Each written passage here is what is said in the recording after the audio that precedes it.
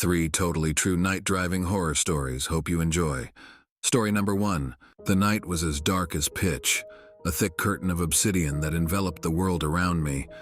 I gripped the steering wheel of my car, my knuckles turning white in the dim glow of the dashboard lights. The only company I had on this desolate road was the haunting hum of the engine and the relentless patter of rain against the windshield. My name is Alex, and I had made a grave mistake by deciding to drive on this forsaken road at this ungodly hour. The winding road stretched out like a serpentine ribbon, twisting and turning through a dense forest that seemed to have no end. The trees on either side loomed like silent sentinels, their branches swaying in the wind like ghostly fingers beckoning me deeper into their domain. As I navigated the slick, rain-slicked road, my headlights carved through the darkness, revealing only a few feet ahead. The rain splattered against the glass, making it difficult to see anything beyond the watery veil. My GPS, which had been guiding me confidently until now, showed nothing but a blinking dot on an empty screen. Panic began to gnaw at the edges of my mind. I should have reached my destination hours ago, but the GPS had led me into this nightmarish maze of a road. I checked my phone, praying for a signal, but the screen remained blank, taunting me with its lack of reception. Just as I was about to consider turning back, I noticed a faint glimmer of light up ahead.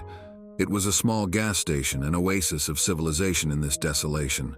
Relief washed over me as I pulled into the station's gravel lot, the car's tires crunching loudly.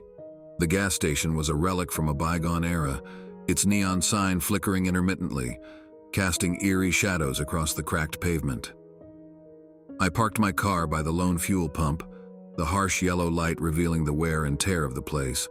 It looked abandoned, as if it had been forgotten by time. I stepped out of the car and shivered as the cold rain soaked through my clothes. The air was heavy with a strange metallic scent, and I couldn't shake the feeling that something was off about this place.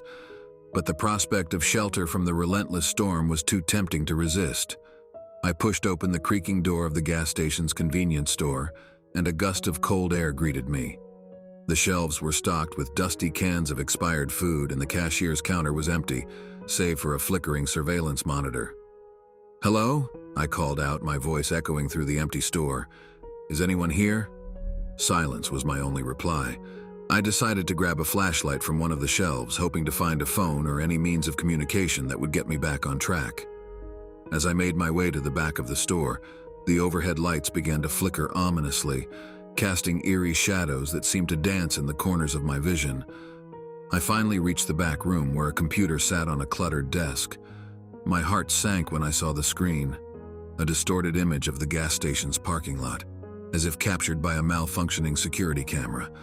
There was no way to use it to call for help. Just as I turned to leave the room, a raspy whisper pierced the silence. "Help me." I froze, my heart pounding in my chest.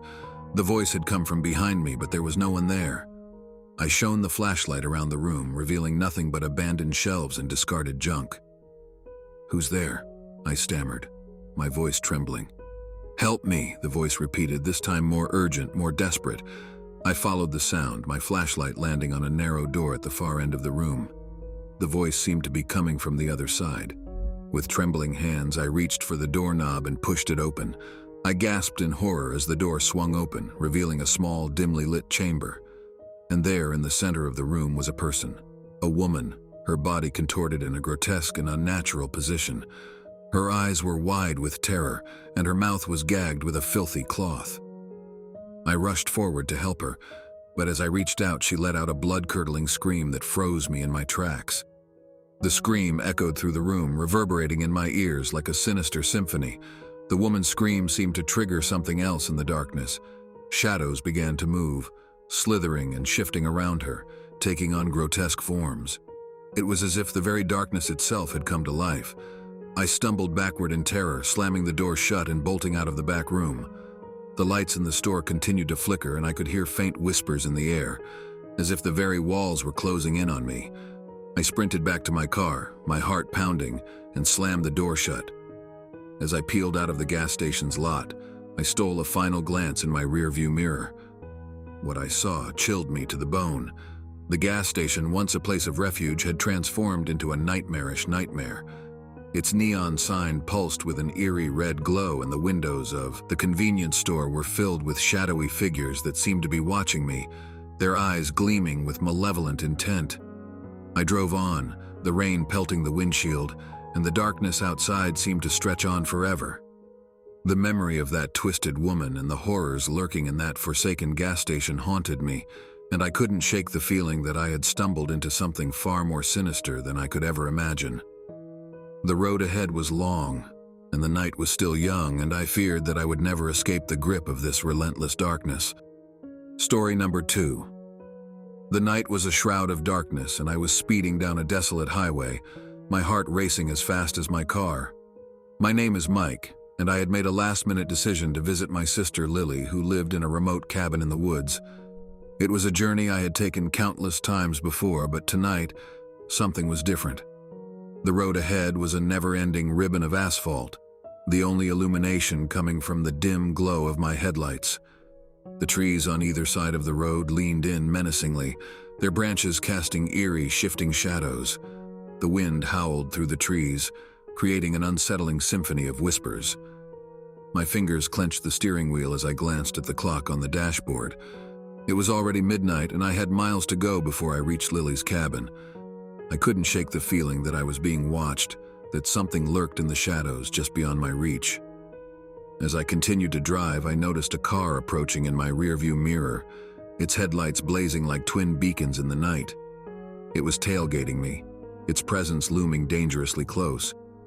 I sped up, hoping to put some distance between us, but the car stayed relentless in its pursuit. Fear gnawed at the edges of my mind as I realized that the car was not trying to pass me, it was trying to force me off the road. Panic surged through me as I gripped the wheel tighter, my knuckles turning white. The car behind me swerved dangerously close, its front bumper nearly brushing against my rear bumper. I tried to call 911, but my phone had no signal. The road ahead was empty, and there were no signs of civilization for miles. I was on my own, with only the relentless pursuit of the mysterious car to keep me company. I couldn't take it anymore. With my heart pounding, I decided to make a desperate move. I veered off the road and onto a narrow dirt path that led into the woods. The car behind me followed, its headlights slicing through the darkness like twin blades. The dirt road was treacherous, and I felt my car jostling and skidding as I navigated the uneven terrain. The mysterious car behind me stayed hot on my tail, never relenting in its pursuit. I could hear the engine roaring, its growl echoing through the night. I pushed my car to its limits, racing through the dense forest with the mysterious car still on my heels. The trees seemed to close in around us, their branches reaching out like gnarled claws, scraping against my car. The headlights behind me cast a ghostly glow, and I could see the silhouette of the driver, their face hidden in the shadows. As I rounded a bend, I spotted a dilapidated cabin up ahead. It was my only chance for escape. I slammed on the brakes, sending my car skidding to a halt in front of the cabin. Without hesitation, I leaped out of the car and sprinted toward the cabin's creaking door. The door swung open with a deafening groan, and I stumbled inside, my heart pounding. The cabin was a decrepit mess with cobwebs hanging from the ceiling and dust covering every surface. It was clear that no one had been here for years. I frantically searched for a place to hide, my breaths ragged. As I crouched behind a tattered sofa, I heard the sound of the mysterious car pulling up outside.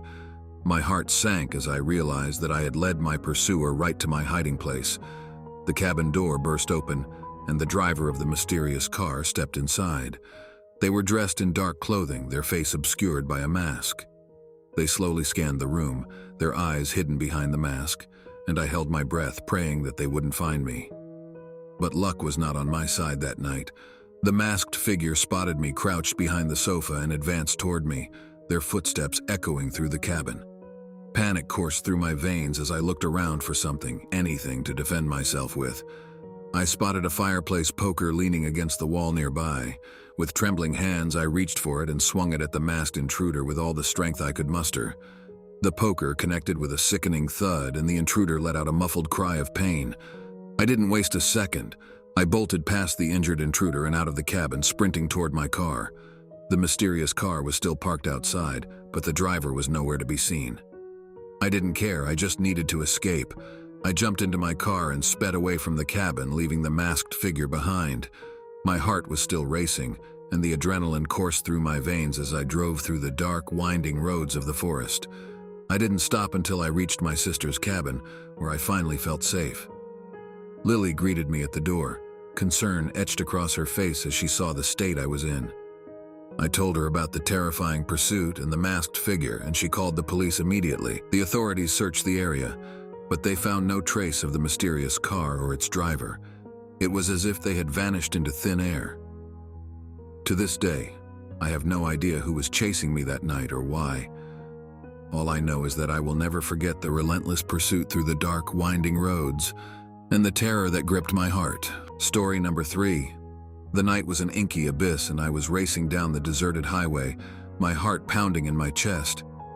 My name is Emily, and I had decided to take a shortcut through the eerie back roads to get to my parents' house. It was a decision that would change my life forever. The road was a narrow, winding path shrouded in darkness, with only the feeble glow of my headlights to guide me. Tall trees loomed on either side, their branches creating eerie silhouettes that seemed to reach out for me. Rain drummed relentlessly against the windshield, further adding to the ominous atmosphere. My phone had lost signal miles ago, and the GPS had led me astray. Panic gnawed at me as I felt an inexplicable sense of dread. The feeling that I was being watched, hunted, refused to let go. Suddenly, I noticed a pair of headlights approaching in my rearview mirror. They were closing in fast, and before I knew it, a car was tailgating me, its blinding headlights almost blinding me in the rearview mirror. I tried to speed up, hoping to lose my pursuer, but the car stayed dangerously close, nearly bumper to bumper with me. My heart raced as I clung to the steering wheel, my knuckles white with tension. There was no doubt in my mind that the driver behind me was relentless and dangerous.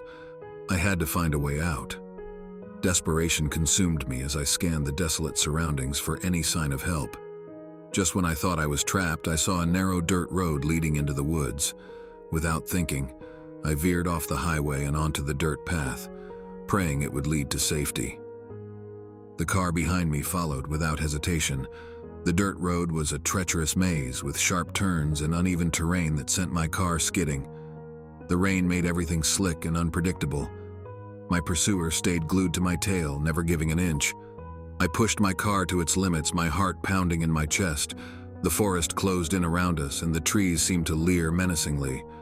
My headlights cut through the darkness, revealing the sinister face of my relentless pursuer. It was a face I couldn't quite make out, a shadowy figure behind the wheel. As I rounded a bend, I spotted an old, dilapidated bridge up ahead. It was my only chance. I floored the accelerator, praying I could make it across before my pursuer caught up. The bridge creaked and groaned as I sped across it, my car barely making it to the other side. But as I glanced in the rearview mirror, I saw the pursuing car had not been so lucky. It had crashed through the decaying bridge and plummeted into the dark waters below. Relief washed over me, but it was short-lived. I had no time to celebrate. I needed to find help and report the incident to the police. I drove deeper into the woods, searching for any sign of civilization. Finally, I stumbled upon a small, secluded cabin. It seemed abandoned, but there was a faint light coming from one of the windows. I parked my car and approached cautiously, my heart still racing. As I knocked on the cabin's door, it swung open slowly, revealing a dimly lit interior. The room was filled with an eerie silence, broken only by the faint sound of dripping water. My skin prickled with unease as I called out, "Is anyone here?" No response. I stepped inside and my eyes fell on a pool of water that had gathered on the floor. It was as if the rain outside had found its way inside the cabin. I followed the water to a closed door, and my instincts screamed at me that something was terribly wrong on the other side. With trembling hands, I pushed the door open, and my heart lurched in my chest. There in the center of the room was a man tied to a chair, his eyes wide with terror. He was drenched, his clothes clinging to his shivering body. I rushed to his side, frantically trying to untie the ropes that bound him. The man's voice quivered as he spoke. "You have to get out of here. He's coming back." I had no time to ask who he was. With the ropes finally loosened, I helped the man to his feet, his body trembling from the cold and fear. Together, we made our way back to the front of the cabin. As we reached the door, I froze. The sound of an approaching engine filled the night air. My heart sank as I realized that my pursuer from earlier had somehow survived the crash and had found us. The man and I ran to my car, but I knew there was no escaping. The relentless driver was closing in, and we were trapped in the cabin's small clearing. Without thinking, I made a split-second decision. I handed the man my car keys and shouted, "Take my car and get out of here, I'll distract him." Tears welled in the man's eyes as he nodded and sprinted toward my car. I watched as he drove away, my heart heavy with the knowledge that I may never see him again. Just as he disappeared into the night, the pursuing car pulled into the clearing, its headlights blinding. The shadowy figure behind the wheel stepped out, and I saw the glint of a knife in their hand. I knew what I had to do. With every ounce of strength and determination, I charged at the figure, my heart filled with a fierce resolve to protect the man who had escaped. The figure raised the knife, and I felt a searing pain as it plunged into my chest. As darkness closed in around me, I heard the sound of sirens in the distance, growing louder with each passing moment. I had bought the man his chance at escape, but it had come at the cost of my own life. As I lay on the cold ground, my vision fading, I knew I had made the ultimate sacrifice to save a stranger. The horror of that night would haunt me no more, for I had given everything to ensure that another would live to see the light of day. Wow, those were some interesting stories if I say so myself. If you enjoyed them as well, please don't forget to drop a like, subscribe, and hit that bell for more videos like this one. Thank you all for watching. Stay safe and take care.